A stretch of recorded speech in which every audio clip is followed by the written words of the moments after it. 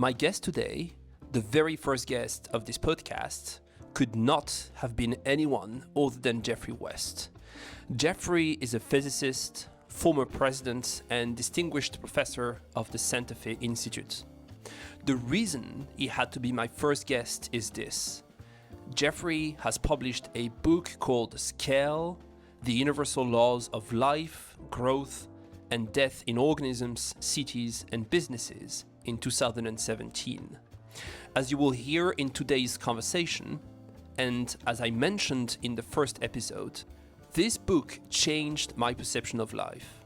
So it's fair to say that I wouldn't have done this podcast without having him as my first guest. And for that, I have to thank Brian Arthur for introducing me to Geoffrey. In this conversation, we talk about the power laws behind living organisms, cities, companies, and technologies. Toward the end, I also asked Geoffrey some personal questions, including questions about the Santa Fe Institute. By the end of this episode, you will know more about the power law behind the heartbeats of all mammals, the number of patents and crimes in big cities compared to small ones, innovation, the way technology scales, and more. I hope you enjoyed this conversation. So, your book is one of those rare writings that has changed my perception of life. Darwin's Origin of Species did that for me, along with Larry Lessig's Code, Brian Arthur, The Nature of Technology, Pinker, Enlightenment Now, and a few others, but yours is right up there. And indeed, your book gives me comfort in the idea that systems are robust and that the butterfly effect, to put it in a pop culture terms, is not everything. So you take us through biology, economics, physics, urban studies. You explore the power laws behind all living species, cities, companies, and other living organisms. Now, these podcasts will mainly focus on scaling theory applied to innovation and law and economics. But before we dive into what I hope will be hundreds of episodes, please give us a little tour of scaling theory, describing some of your key findings in terms of sublinear and superlinear scaling laws regarding animals, cities, etc. Yeah, sure. No, very good. Yeah, well, of course, that's a long story, and I'll try to keep it brief. But I think it's worth noting that scaling is sort of an interesting subject because in one way, it's sort of trivial, because you're asking the question, if I have a system that's operating, functioning, what happens if I scale it up? What happens if I double its size or increase it by a factor of 10?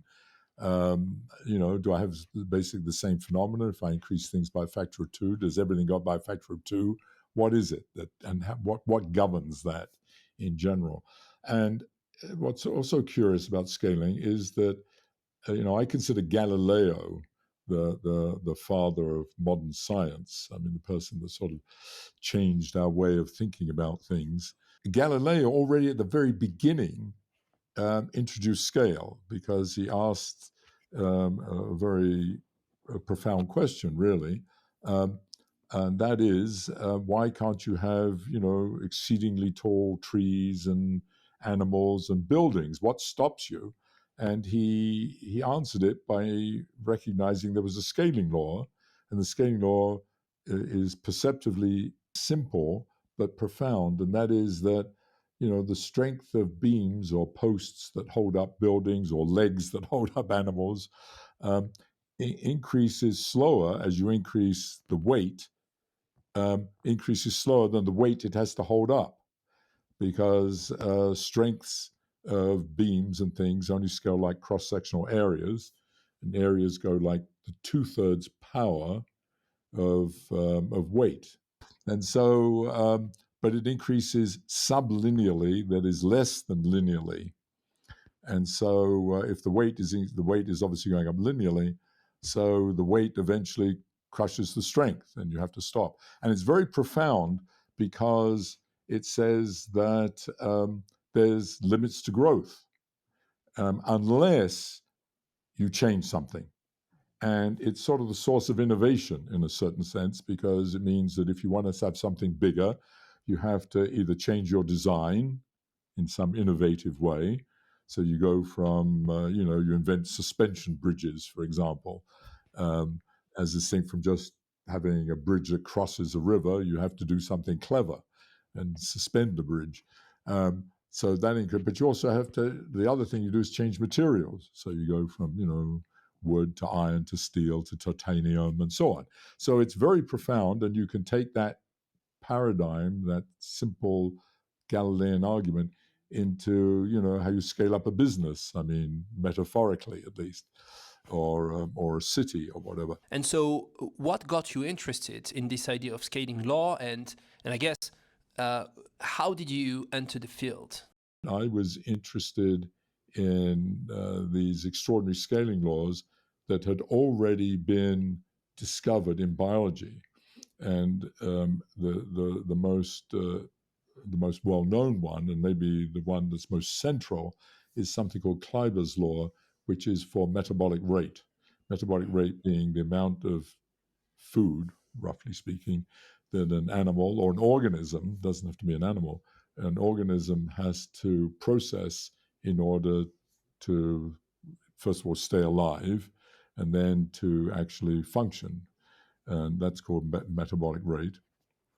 And of course, that can be extrapolated, generalized to any system, indeed to companies, to cities, and so on. But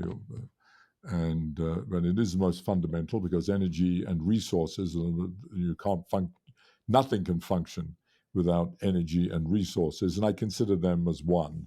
So what Kleiber discovered back in the 1930s was that that metabolic rate scales as the 3/4 power of the weight of the animal. He did it for animals. And for the purposes of this discussion, let's just stay with mammals for the time being. And what does that mean? That means this curious law that if you double the size, this is a simplistic way of saying it, if you double the size of an organism, or you look at an organism that is twice its size, you don't need twice as much food, which is what you thought, naively you would think, because you have twice as many cells, to twice as many customers, so to speak. You only need 75%. And it doesn't matter where you double. You can double from 2 grams to 4 grams, or 2 kilograms to 4 kilograms, or 2,000 kilograms to 4,000. It doesn't matter. Every time you double, it's the same. So it's an extraordinarily systematic law. And but what is more extraordinary is that such a law exists for any physiological variable for animals. Physiological meaning, the length of the aorta, or how fast oxygen diffuses across some membrane, or for any life history event. And a life history event means how long does it take you to mature, how many offspring do you have, and so on. All of these, if you look at their scaling, they have a very simple relationship to the size of the system. So size turns out to be the major determinant of all of the physiological and life history properties of organisms.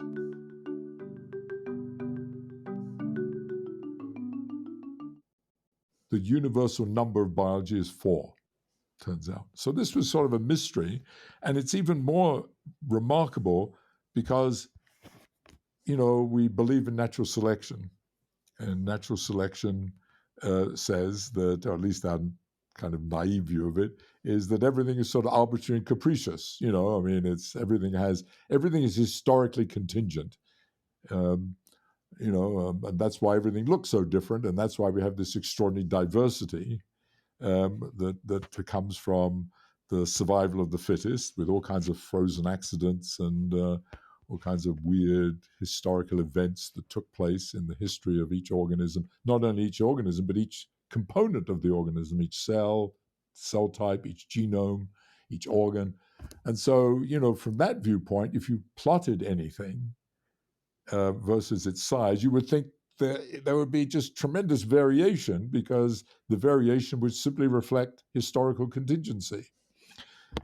Quite the opposite, completely the opposite. And so, namely, now if you talk about plotting these things, and the right way to plot them, which is what Kleiber originally did, is you plot them logarithmically, which in English simply means instead of plotting 1, 2, 3, 4 on each axis, you plot 1, 10, 100, 1,000. You got by factors of 10.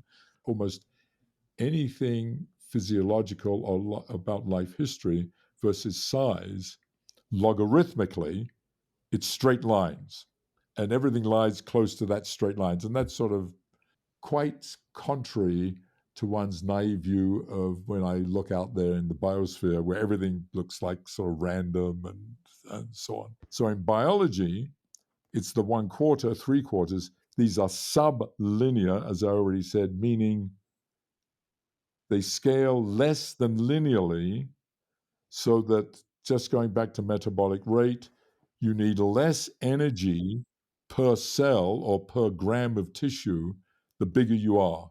So you're more efficient the bigger you are, and that's sublinear.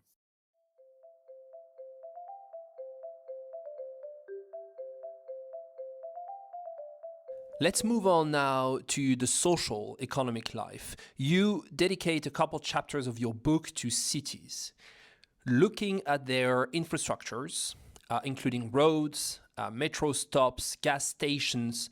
Take us through the superlinearity that we find.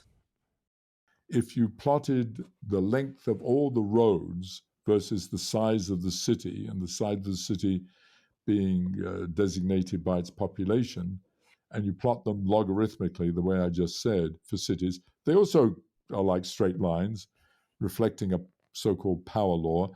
And the exponent of those is, instead of 0.75, is very close to 0.85. So every time you double, instead of getting a 25% savings, which you get in biology, you get a 15% savings.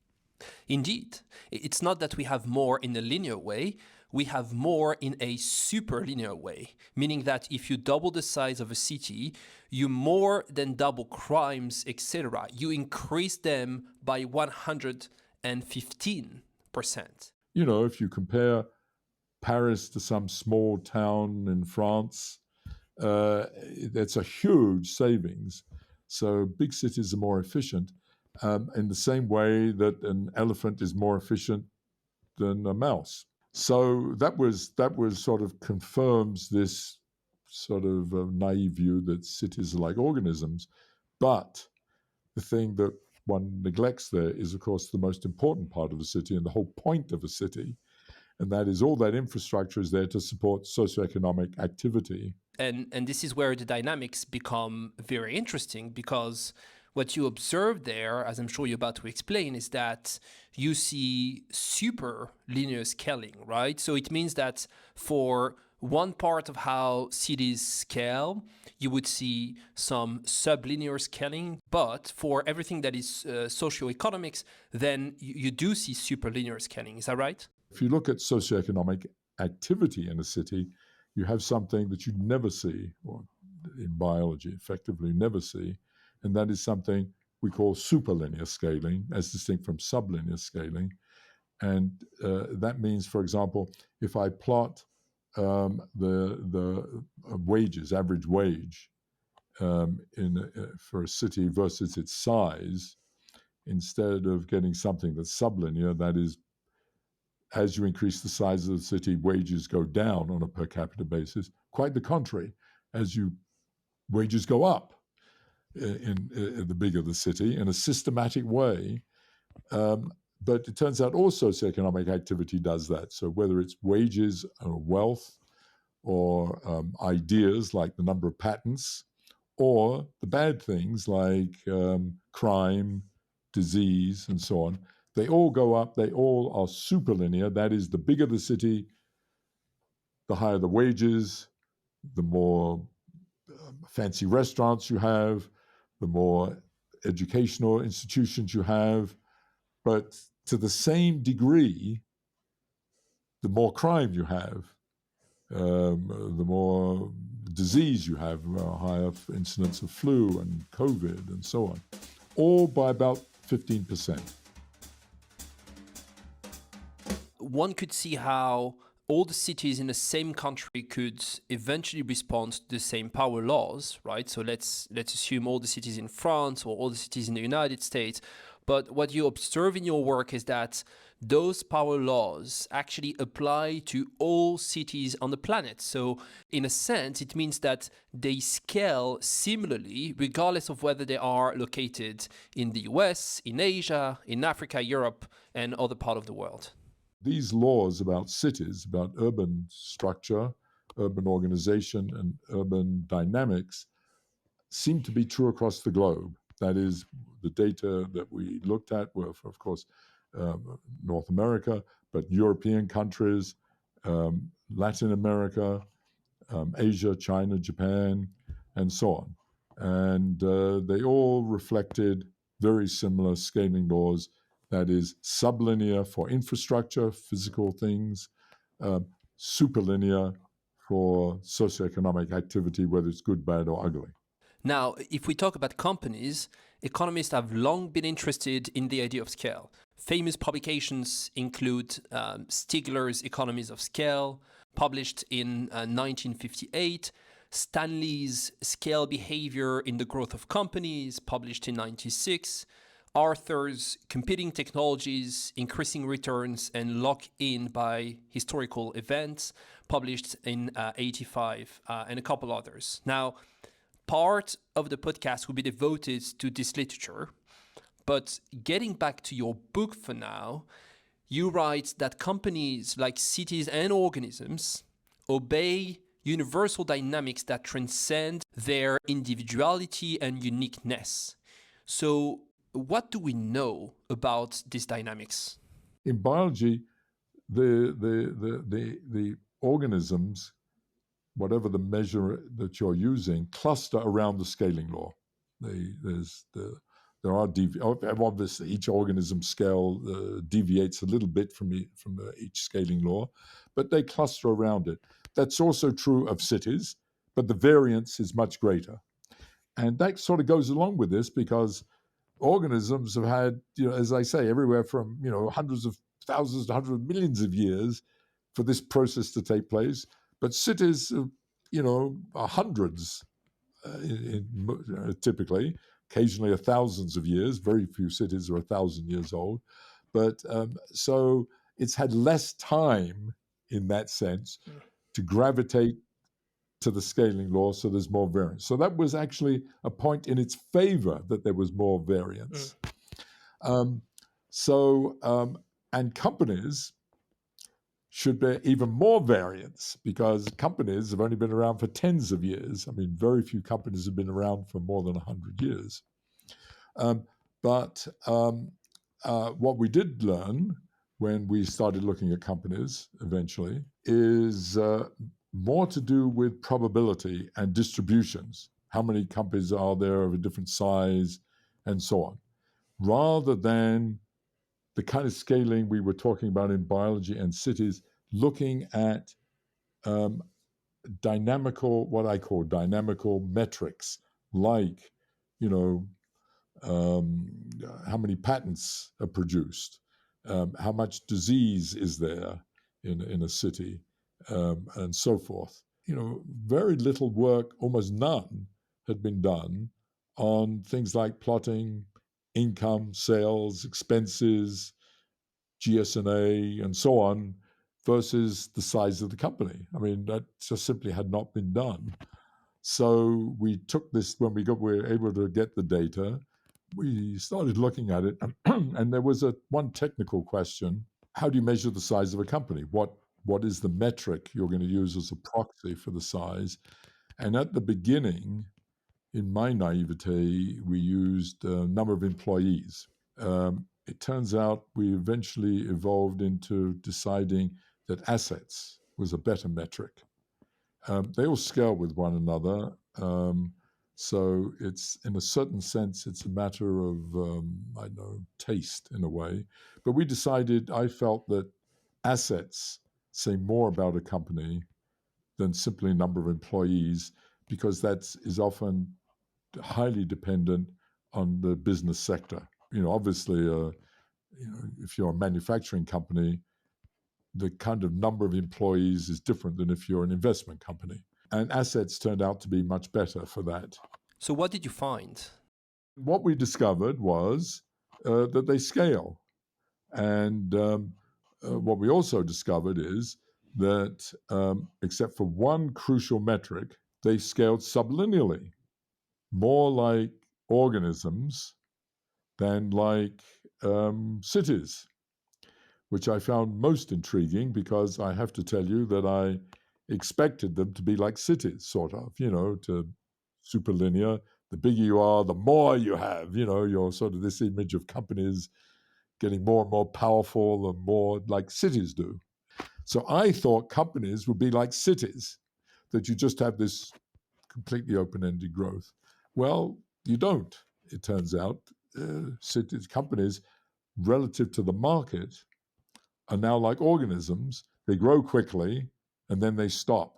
Which brings me to talk about growth and death. Now that we have established that companies do not scale like cities, we need to question what drives companies' growth and the reasons why growth eventually stops. On the average, almost all companies die. And so, in fact, we discovered from the data, it wasn't a theoretical thing, that if you take a cohort of companies, then half of them will be dead in 10 years. So the sort of the expected lifespan of a company is of the order of a decade or so, and so on. And it turns out, though, when you deconstruct into liquidation and bankruptcies on the one hand and mergers and acquisitions on the other, it makes no difference. The mortality looks the same. Oh, let me back off with one thing. I said there was one exception to the sublinear scaling, and that exception is liability. Liability, we discovered, scales linearly with assets, which was quite surprising, almost exactly linearly. And that turns out to play an absolutely crucial role, and it distinguishes companies from cities and organisms, because it's the fantastic characteristic of companies and finance that doesn't exist probably anywhere else in the universe, and that is you borrow from the future. That is, you can finance something, and of course you can't do that in biology. I mean, there's a teeny version of it, like squirrels putting away acorns for the future. But on the grand scale, there's nothing like being able to borrow $1 billion or being financed. I mean, it's mind blowing. But what is surprising was that it's linear. And so, in a sense, the fact that companies are closer to organisms than they are to cities also justify the approach that some economists have dubbed evolutionary economics or complexity economics, in which you build on a similar mindset than what you may find in biology, right? Absolutely. But the thing that distinguishes it from biology, which as I said, is liability, is this liability that you take on, which organisms cannot do. We cannot do as organisms. I mean, we can't. We can only do it in our socioeconomic life. We can do it, but we can't do it biologically. Now, another thing that I found to be fascinating in Darwin's Origin of Species is that he finds that no species would ever evolve to the exclusive benefits of another species, right? Which of course is not true for companies, because companies may sometimes behave in a way that will benefit another company, if only because it has been made by mistake. So there are quite a couple differences between species and companies, but that actually leads me to the role of the managers. You have recently published some papers on the subject, including the mortality of firms and scaling laws and a general theory for the growth of public companies. In the first article I just mentioned, you found that, I quote, mortality rates for publicly traded firms are approximatively independent of age. You also found that firms have a probability of being acquired that is independent of their age. And as a result, you conclude, and I quote, that evolution and growth is dictated to a large extent not only by the firm's internal growth potential, but also by the economies and efficiencies that merging firms may be able to obtain. Does it mean that managers matter little? Does it mean, for example, that a Steve Jobs or a Bill Gates or a Elon Musk is mostly the beneficiary of positive conditions, and that if they had not existed, another manager, perhaps in a different company, would probably have ended up in a similar position? You know, I'm a physicist. But the question you could ask there is very similar. If there hadn't been Einstein, would we have got relativity? Yeah. Had there not been Newton, would we get Newton's laws? Had we not had Maxwell, would we have had the unification of electricity and magnetism, and maybe the most fantastic of all predictions ever of electromagnetic waves, you know, that is, you know, what we live by almost now. And I think most of us that work in it would probably say it would have happened anyway, but it might have come out slightly differently. You know, the formulation would have been different, but eventually someone would have discovered relativity. They would have unified electricity and magnetism, discovered predicted electromagnetic waves. We've had quantum mechanics and so on. It takes nothing away from the people that did it whatsoever. Yep. And it may be that their formulations wouldn't have been so good. It would have taken longer. It would have been more muddled.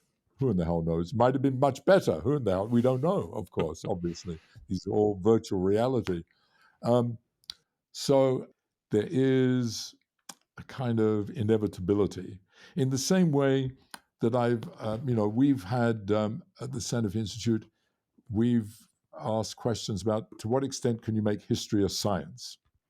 So, and questions like, would the world, if George Washington had not existed, just talking about the United States, actually, would it have made any difference? Or had not even the revolution against the British not taken place then, in the long term, probably would look like this anyway. The only difference being that the capital of the United Kingdom would be Washington, D.C., and not London. I mean, it would have, but, basically it would be the same world power structure, roughly. And there are great TV shows about that, right? I recall one called The Man in a High Castle that builds on the idea that Hitler actually won the war. And you'd see how this may impact cities such as New York, right? Or other part of the world. I mean, obviously that would have, and it would have been a long period, dark period for the planet. And so, no, there are things obviously that make these exceptions. So there's no law the laws are not like the laws of physics. If these are laws of history, they're sort of general trends and things, but it's an interesting question. Now it goes back to these companies. Well, obviously, if Bezos, Musk, Gates had not existed or had gone just to work for IBM, which they could well have done, we wouldn't have exactly Microsoft or Amazon and so on, and Tesla. Well, we would have electric cars, obviously. Electric cars would have happened. They wouldn't be like Tesla. They wouldn't be, and so on.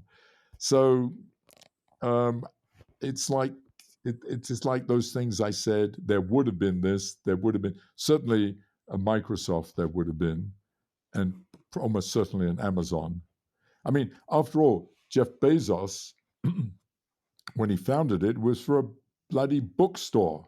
I mean, that's what he wanted Amazon to be. I mean, I know because I've talked personally with him. I don't know what he says now in public, but he told me. There are videos on YouTube of him explaining that books are fungible and easy to store.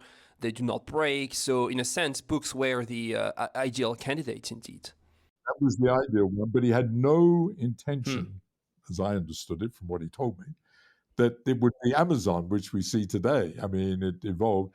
So the role that he played is more taking advantage of a dynamic that was in place.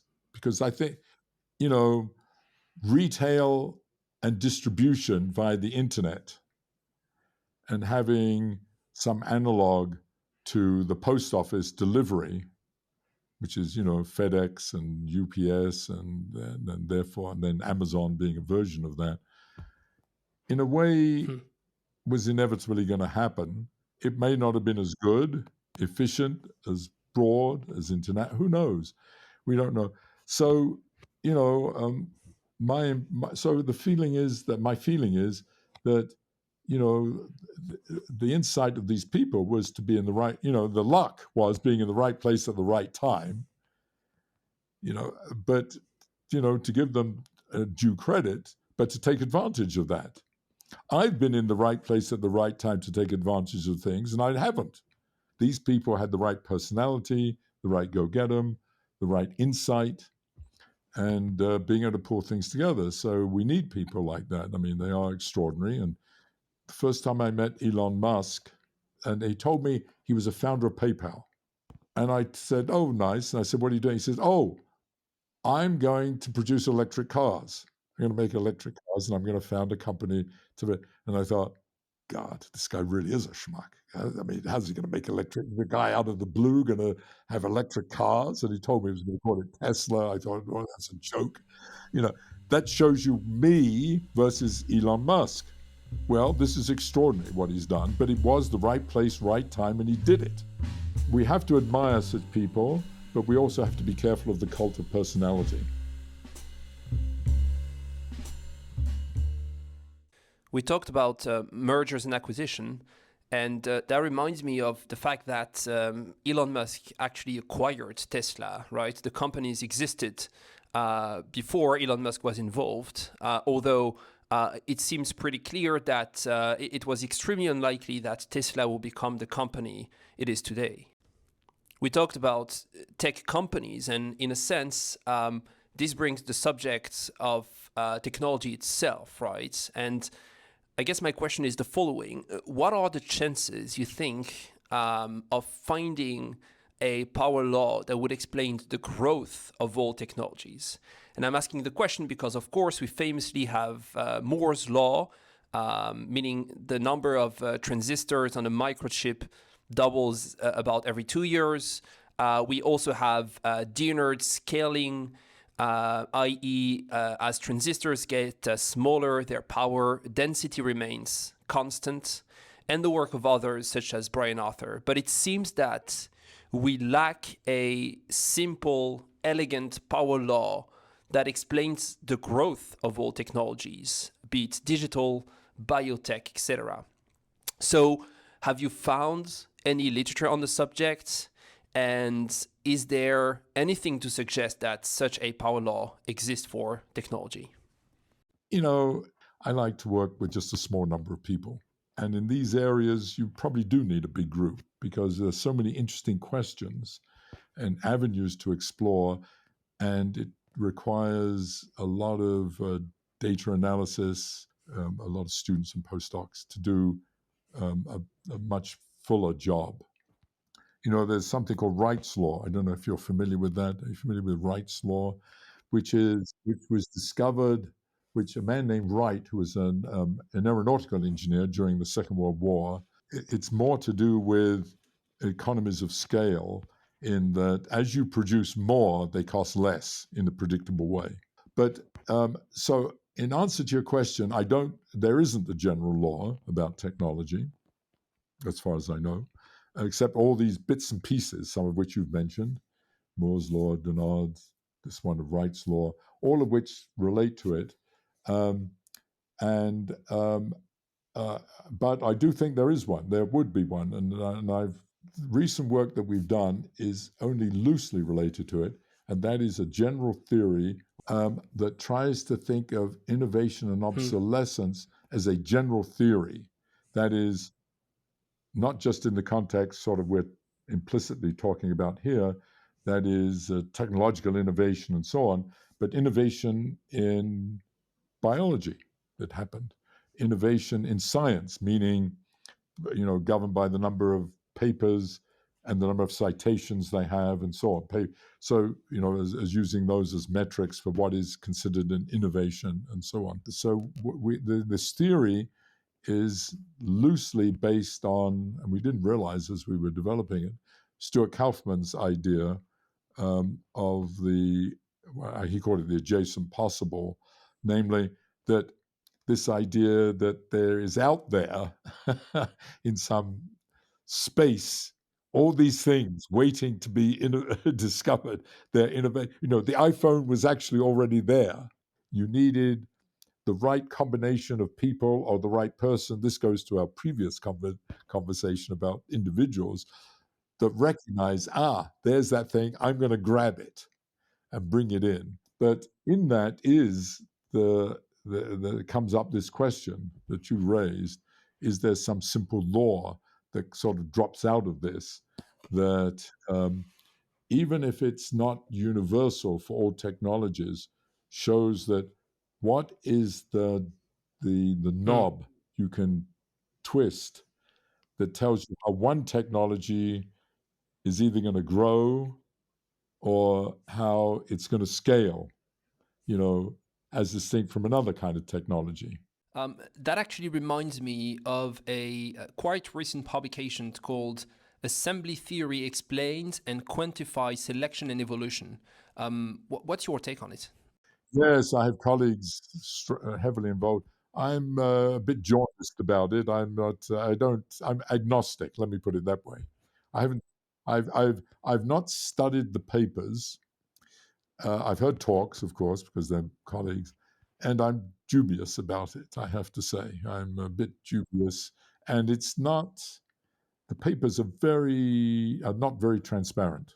And so, transposed to technologies, that reminds me of the work of Brian Arthur in his book, The Nature of Technology, in which he makes a point that every new technology is a combination of past technologies, right? So, in a sense, it means that it's not as if the iPhone was always here up for grab, but it probably became available at some point when the underlying technologies were developed enough, right? So potentially the iPhone was up there for 5 to 10 years, and then Steve Jobs arrived and grabbed the iPhone and made it a reality. But so, taking a step back from these various power laws that we've been talking about, they seem to suggest that systems are, on average, very robust. They end up where the power laws drive them, right? What room does that leave for fragility, for non-ergodicity, for the fact that historical events are sometimes not averaged away? Yeah, this is a big question. And of course, these are not laws like Newton's laws. For example, if you're a city, if they were exact laws, it would say, you give me a city in the United States, I could tell you, what the average wage is, how many police it has, how many AIDS cases it had last year, how many patents it produced, and so on. And of course, every city deviates a little bit from it because of its individuality. Obviously, none of these systems are optimal in the end, and they're not, they're always violating in some way. And the question is, how much can you violate the scaling laws? How far can you move? If you're mayor of a city and you come in and you're there for, let's suppose you're a very successful mayor, 10 years, and at the end you say, look, elect me yet again, because in that time, wages went up by X amount. We produced more patents by X amount and so on. Well, yes, but your city grew by a certain amount. So without the mayor, without anything that you did, the organic forces would have increased the wages and increased these. So you have to measure success relative to the scaling. You can easily calculate how big wages should have gone up, how much crime should have decreased, and so on. Whatever you could done those calculations. That's how you should measure the mayor, and that's how you should measure, in a certain sense, the performance of a company. You only have, as a administrator, manager, 10 to 20% to play with of what's happening. A company, there's much more variance, as I said earlier, because they've only been around for short periods of time, and they don't last very long, and you have much more to play with. You have, I don't know what, it might be 30%, you have to play with, but you don't have the whole thing. And in fact, one of the things, when I'm asked to give talks at various places or consulted, I say, look, there isn't a prescription from I wouldn't prescribe, but here's what I would say is you should understand these scaling laws, because that is what's dominant in your dynamic. I mean, it's kind of remarkable when you think about cities. Think of all the politics and all the projects and all the reconstruction, and we're going to do this, we're going to build this, and that's gone into the city. Yet they fall along these scaling. It didn't matter. They're small deviations, is what that's given rise to. So when you have a big project in mind or something you're going to do, you're going to build up a new area, redevelop an area, add something. Be cognizant that there are these scaling laws at work for all these metrics, and that's true of a company. So work with them, not against them. That's the first law, I would say. That's the only prescription I would give. Understand them and work with them. Something that I get sometimes when I tell people about what you just explained is that if you take all the mammals, they have, on average, the same amount of heartbeats. But it is not true, obviously, for every single individual within that species, right? And so people would ask me, are you sure that every elephant will have the exact precise number of heartbeat? And I say, well, actually, no.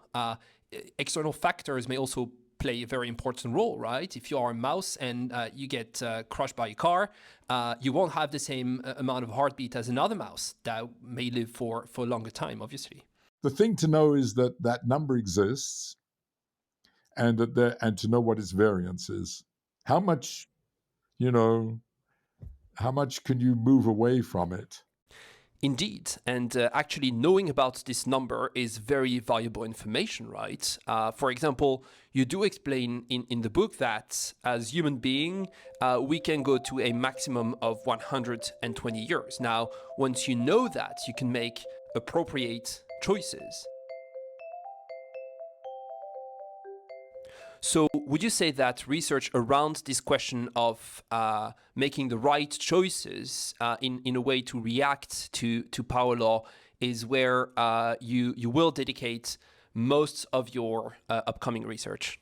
The thing I'm most interested in is in taking this work, which we've done a little bit of, is the planet as a whole, and the question of what's called, for want of a better phrase, global sustainability. That is, can we sustain this open-ended, actually super exponential growth? Is that conceivable even? And of course, the economist answer has been, well, yeah, like they trashed Malthus, well, for good reasons, but the best reason being, of course, that it's innovation. We just keep innovating ourselves, and then that goes back to the question you asked earlier, and that has kept us. But the point that's come out, the thing that's come out of the work that at least I've been involved in, is that yes, that is, but it just postpones things. It doesn't solve the problem. It just postpones it to the next innovation or whatever. You give a great analogy in the book. You explain that what is required is like being on a treadmill that is going faster and faster while having to change the treadmill faster and faster. So, in a sense, we have to come up with a game changing innovation at an ever faster pace in order to keep up with the ever accelerating growth of the economic system, which keep on approaching a state of collapse faster. And the real problem, which I did talk about in the book a little bit, but now I'm much more involved in at the global level, is the speeding up of time. That the price you pay for this marvelous process of innovation and new technology in particular is that you have to do it faster and faster. I mean, you can't imagine, if you take it at the grandest level, having an internet revolution every year. I mean, it's completely crazy. Meanwhile, we know that if we double the size of the population, we will not only double the amount of patents we will get on a yearly basis, but we will actually increase how many patents we get by 115%, right? So it will get faster and faster. If I may finish with a couple more personal questions. Yeah, sure. The first one is the following. Have you experienced difficulties or challenges or great success, in fact, with scaling on a personal basis? Only distantly related. And that is, I had an uncle who was a bus driver. And one of the things, he drove these big double-decker buses that went out into the country, actually. And in the country, they would have to go up hills. And I was on a bus, and it was going up a hill, and it was going incredibly slowly up a hill. And cars were getting frustrated behind and overtaking and so on. And later, when I saw him, I said, "Yes, why don't why is it goes so slowly up a hill, and the cars go much faster up the hill?" And he said to me, "Yes, but you don't. I don't know if you realize the engine of the bus is 10 times more powerful than that of the car that's going faster." And I said, that's ridiculous. I said, because the bus is going so slowly and the car is going so much faster. He said, no, the bus is so much heavier and it's got so much more weight to carry up the hill, so it has to have a much bigger engine. And that also stayed with me forever, till now. You want indeed to compare the power of the engine with its weight. Yeah, so that's the point. You have to scale it properly with respect to the thing to get it. We talked about many different fields of science, which of course brings me to the Santa Fe Institute that you mentioned quite a few times. You run the institute from 2005 to 2009, and you are still a very active member of the institute to this day. Now, the question is whether or not you observed some power laws in the way the Santa Fe Institute is actually scaling, or whether you see the evolution of it as more chaotic. So, the Institute is a place that was evolved in reaction to the problems that were occurring in academia and elsewhere in society, but particularly in academia, that more and more big questions were being broken down into smaller and smaller pieces, and no one was looking at big picture stuff. I mean, that was sort of the idea. And so several of really distinguished people, Nobel Prize winners, felt that there should be one place on the academic landscape where we have exactly the opposite. We try to think of big questions, and we bring together people in many different areas that are together and let them, work together self-selectively and work on some of these big questions as they develop.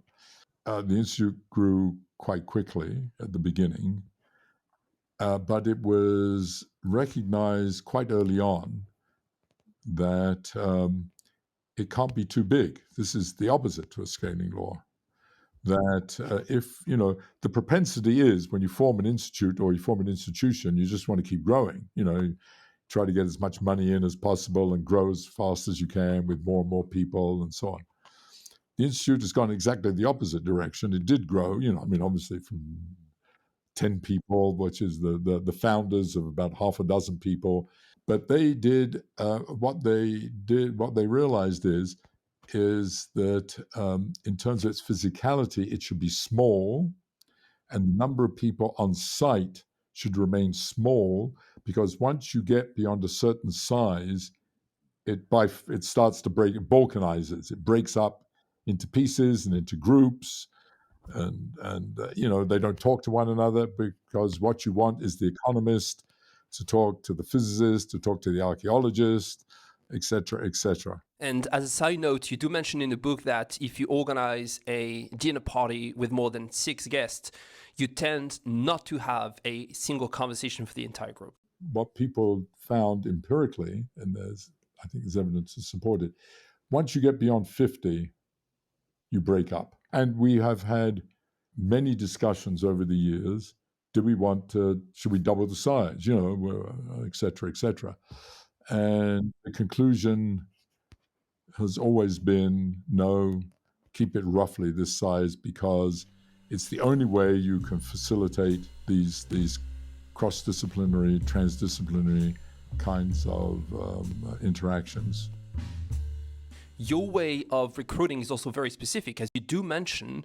The Scientific Institute is usually targeting people and inviting them to join, as opposed to publishing a call for applications and interviewing hundreds of people. In terms of getting new faculty, as distinct from just new participants, we rely a lot on word of mouth and self-selection. Because the other thing that happens is we get people who get in touch and say, boy, I'd really like to come visit, or, I've heard about it, or my colleague this suggested I get in touch. A large, I would say overwhelmingly, it's almost word of mouth. It's in that sense. In a way, at least that was my philosophy, is get smart people, motivated people who want to be there, want to do it, smart, excellent people. Bring them together and let them get on with it. Don't tell them what to do. So it's a very emergent process, not only in how you recruit people, but also in how you give them liberty and wait and see which kind of subjects will actually come up of all of those interactions. Absolutely. Let's imagine that I do run this podcast for a very long time. Which question should I ask all of my guests in order to better understand scaling laws, and why not discover new ones? I see scaling laws as a tool. It's not I think that we need to put much more emphasis on origins and understanding and explanation. For the future, I think we need frameworks like this that have a certain universality to really start to come to terms with the future of the planet. I'm not worried about the planet itself. The planet will take care of itself. I'm not even worried so much about its ecology. That will take care of itself. I'm very anthropocentric. I'm worried about us. Now, the good news is that if we are aware of those scaling laws and the tendency toward some of those issues emerging over time, we can also anticipate and get better prepared, right? Oh, you've said it. You said it exactly, and that's my point. Exactly. Let's really become aware of these and use them to our advantage. Your book has been a major influence on my work and the way I see the world, as I mentioned in the introduction. So thank you very much for the writing. Thank you very much for the conversation. And on that good note, I wish you all the best. And to everyone out there, take care of yourself, and if you can, someone else too. Bye-bye.